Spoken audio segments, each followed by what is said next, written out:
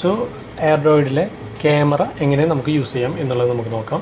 ഈ ക്യാമറ നിങ്ങൾക്ക് ഒരു CCTV ആയിട്ട് നമുക്ക് യൂസ് ചെയ്യാം. ഇതിൽ കാണുന്ന ഒരു ക്യാമറയാണ്. സോ എങ്ങനെയാണ് അതിൻ്റെ വർക്കിംഗ്, എന്താണ് അതിൻ്റെ ഉപയോഗം എന്നുള്ളത് നമുക്ക് നോക്കാം. ഈ ഒരു CCTV ക്യാമറ പോലെ നിങ്ങൾക്ക് കാണാവുന്നതാണ്. ഇനി അതേപോലെ തന്നെ എനിക്ക് ഇതിൻ്റെ ഫ്രണ്ട് ക്യാമറ പോലും എനിക്കിത് യൂസ് ചെയ്യാൻ പറ്റും. ഇപ്പോൾ ഞാനിതിപ്പോൾ ബാക്ക് സൈഡ്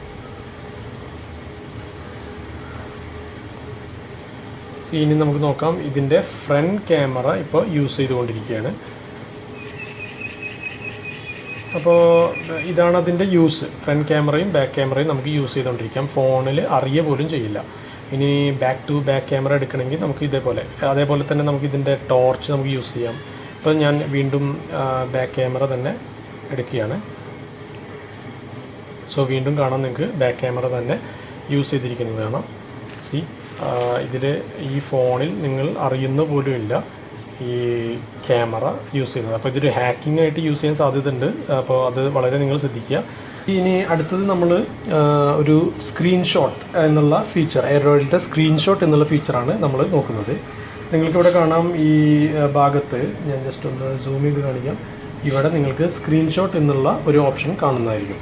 ഇനി ആ സ്ക്രീൻഷോട്ട് എടുത്തു കഴിഞ്ഞാൽ എങ്ങനെയാണെന്ന് നമുക്ക് നോക്കാം. ഞാനിപ്പോൾ സ്ക്രീൻഷോട്ട് എടുത്തു.